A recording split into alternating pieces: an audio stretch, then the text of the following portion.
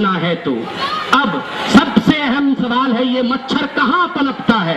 कहां पनपता है ये मच्छर? यह मच्छर हमारे घरों के आसपास जहां पानी जमा होता है वहीं पनपता है। जिस प्रकार एक इंसान की जिंदगी में भी काल चक्र होता है, पहले वो बचपन में एक छोटा सा बालक होता है, फिर युवा रूप धारण करता है, फिर प्रौढ़ होता है, उसी प्रकार मच्छर भी जो है पहले अंडे से लार्वा प्यूपा बनते हुए एक वयस्क मच्छर बनता है जो डेंगू को फैलाता है। अब किस तरह के जमे हुए पानी में ये मच्छर फैलता है? कैसा होता है वो पानी जहां ये मच्छर का पैदाव होता है और जहां से डेंगू मच्छर बन के हम सब पर डेंगू का प्रकोप ढाता है? देखिए, सबसे अहम इसमें कारण है कूलर।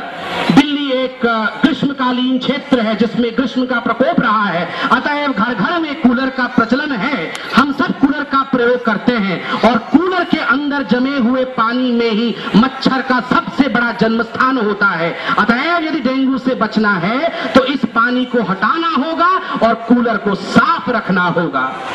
पेड़ों पे टायर लटका के झूला झूलते थे। खैर, आजकल जगह की समस्या है, स्थान नहीं है, झूला नहीं झूल सकता आजकल, बचपन खो गया है, किंतु फिर भी टायर है कहीं न कहीं। आपको सावधान रहना है इस टायर से, क्योंकि इसके अंदर जो पानी जमती है वो भी डेंगू का एक बहुत बड़ा कारण है। जो गमले होते हैं, टूटे हुए गमले और टूटे हुए फूलदान जिन्हें हम बाहर फेंक देते हैं, उनमें भी कई बार मच्छर पनपते हैं। पानी जम जाता है बारिश के दिनों में और ये डेंगू को फैला सकता है। कई बार प्लास्टिक के बोतल पानी पीने के पश्चात, जार या डब्बा जो घर में हम रखते हैं, उन डब्बों को हम बाहर फेंकते हैं। चाय का गिलास, इनको भी हम बाहर फेंकते हैं, इनमें पानी जम जाता है और इस पानी में भी डेंगू का मच्छर जन्म ले सकता है। नारियल को सब्जी बनाने के बाद, उसे भगवान को चढ़ाने के बाद जो नारियल हम यहाँ वहां फेंक देते हैं, उसके कोपरे में भी, उसके खोल में भी पानी जम जाता है बरसातों में और उससे भी डेंगू का प्रकोप बढ़ता है। तो अतएव इन छोटी छोटी चीजों को भी आपको ध्यान में रखते हुए चलना है। ये बहुत छोटी है देखने में, किंतु जानलेवा सिद्ध हो सकती है। कई लोगों के पास फ्रिज है, फ्रिज के अंदर ट्रे होती है जहां पानी जमती है। आजकल नए तरीके के फ्रिज आ रही हैं जिसमें पानी अपने आप छूमंतर हो जाता है, किंतु पुराने जमाने के फ्रिज में वो ट्रे होती है जिसमें पानी जमता है, उसमें भी मच्छर पनप सकता है। तो इस फ्रिज के पानी को भी साफ करना अत्यंत अनिवार्य है। गाय के नांद में जो पानी, गाय या भैंस की जो नांद होती है, उस नांद में जो पानी हम इस्तेमाल करते हैं खिलाने या पिलाने के लिए, कई बार वो पानी बहुत दिन तक बदली नहीं जाती है। बहुत दिन रहने के पश्चात इसमें भी मच्छर पनप सकता है। अतः समय समय पर इसकी धुलाई, इसकी अच्छी तरह से मेंटेनेंस होनी चाहिए और इसमें पानी कतई नहीं जमने देना चाहिए। सबसे बड़ा कारण कूलर था। तो दूसरा मुख्य कारण, घर के ऊपर जो पानी की टंकियां होती है, कई बार ये खुली रह जाती हैं। घर के ऊपर जो पानी की टंकियां होती है, कई बार वो खुली रह जाती है क्योंकि वो साधारणतः से घर से जुड़े नहीं होते हैं, तो लोग उस पर ध्यान नहीं देते हैं। ध्यान देना है अपने घर की पानी की टंकियों पर। यदि वह खुली है तो उसके पानी में भी मच्छर पनप सकते हैं और वो डेंगू का एक कारण बन सकता है। बांस की नली, चूंकि यहाँ बांस का प्रचलन ज्यादा नहीं है, फिर भी बताना चाहेंगे कि जो बांस के टुकड़े होते हैं, जो बांस की नली होती है, यदि हम उसे कहीं फेंक देते हैं तो उसमें भी पानी जम सकता है और उसमें भी डेंगू के मच्छर पनप सकते हैं। अब डेंगू से बचने के उपाय क्या हैं? हमने अभी तक देखा कि डेंगू कहां कहां पनप सकता है। डेंगू के बचने के उपाय क्या हैं? इन पर अत्यंत अच्छे रूप से हम ध्यान डालेंगे क्योंकि यही हमें मौत से बचा सकता है।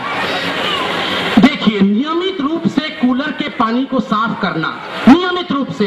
कई बार ऐसा होता है कि ग्रीष्म काल में भी, गर्मियों में भी बारिश आ जाती है, इससे कुछ 2-3 दिन के लिए हम कूलर बंद कर देते हैं, किंतु पानी को निकालना भूल जाते हैं। सावधान, इस पानी को भी निकालना है क्योंकि यही 2-3 दिन है मच्छर को पैदा होने में और डेंगू फैलाने के लिए। कूलर को कतई साफ रखें। घर के छत पर बनी हुई पानी की टंकी को ढक कर रखना।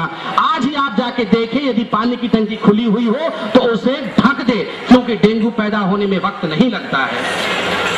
टायरों में और ट्यूबों में जो पानी जम जाता है उसे आप बाहर निकाल फेंके, उस पानी को आप साफ कर दें। अब देखिए, ये तो उपाय था कि कि उसके जन्म स्थान को खत्म करना। दूसरा उपाय है मच्छर को काटने से रोकना या अपने आप को मच्छर के काटने से बचाना। किस प्रकार हम मच्छर के कांटे से बच सकते हैं?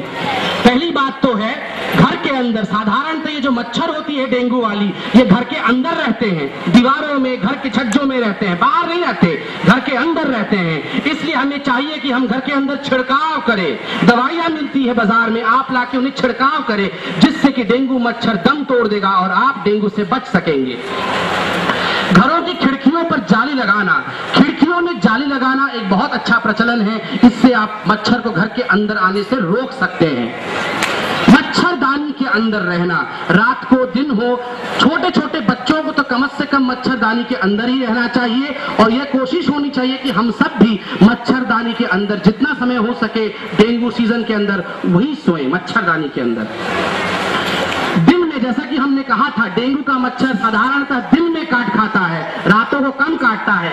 अतएव ये कोशिश होनी चाहिए कि दिन में बनियान या कम वस्त्र ना पहन के पूरे वस्त्र धारण करें, जिससे कि मच्छर को काटने का जगह ना मिल पाए। कई प्रकार के मच्छर भगाने के यंत्र हैं। अपने आप को हम ओडोमस लगा सकते हैं, एक क्रीम आती है ओडोमस, दिन में आप वो लगा सकते हैं। बात तो ऐसी है कि आजकल हर कोई फेयर एंड लवली लगाना चाहता है, हर कोई गोरा बनना चाहता है, मगर मैं तो चाहूंगा कि ओडोमस में भी फेयर एंड लवली वाली चीज आ जाए। अगर ओडोमस से हम गोरे बन सकते तो कितना बढ़िया होता, घर घर में उसका प्रचलन होता। मगर फिर भी ओडोमस लगाने की कोशिश करें। बहुत प्रकार की कछुआ छाप अगर बत्तियां मिलती है, आप इसका प्रयोग करें। मच्छर भगाने की बत्तियां मिलती है, उसकी प्रयोग करें आप। इन सब के प्रयोग से आप मच्छर को दूर भगा सकते हैं। और इसके साथ ही मैं अपना वक्तव्य समाप्त करूंगा और वरिष्ठ चिकित्सक डॉक्टर सिंघल से निवेदन करूंगा कि वो डेंगू के लक्षण और चिकित्सा के विषय में 2 शब्द कहें, ताकि हम सही समय पर अस्पताल पहुंच सके और बहुमूल्य जीवन को बचा सके। डॉक्टर सिंघल, तालियों की गड़गड़ाहट से स्वागत कीजिए।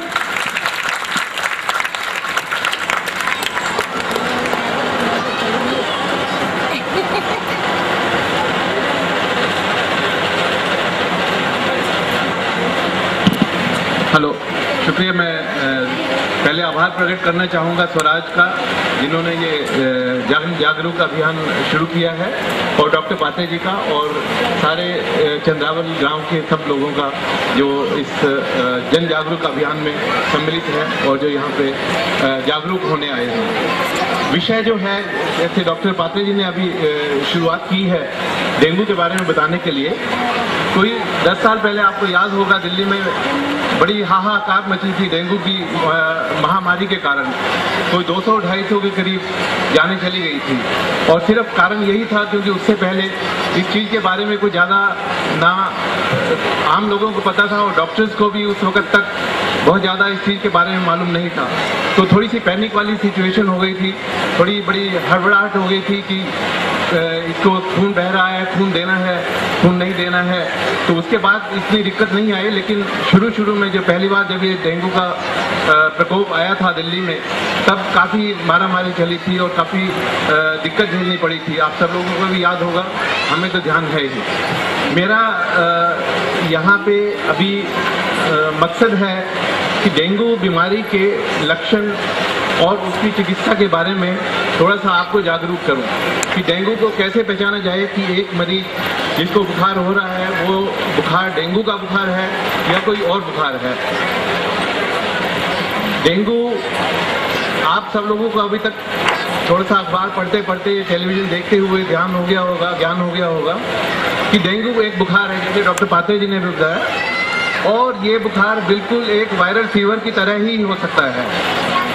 जबकि कुछ मरीजों में ये बुखार बड़ी भयंकर शेप ले लेता है और उन लोगों में खून रिसना शुरू हो जाता है और जान का खतरा रहता है। तो साधारणतया डेंगू को 2 प्रकार के बुखारों में बांटा जा सकता है।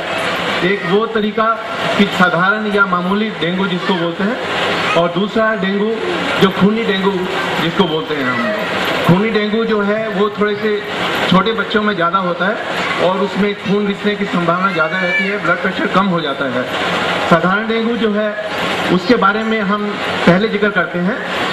साधारण या मामूली बुखार होता है, शुरुआत बिल्कुल उस तरीके से होती है जो जैसे कोई भी मौसम का बुखार होता है। हम कभी भी आते हैं, घर से आए, बैठे, एकदम से थोड़ी सर्दी लगी और हल्का सा बदन में दर्द हुआ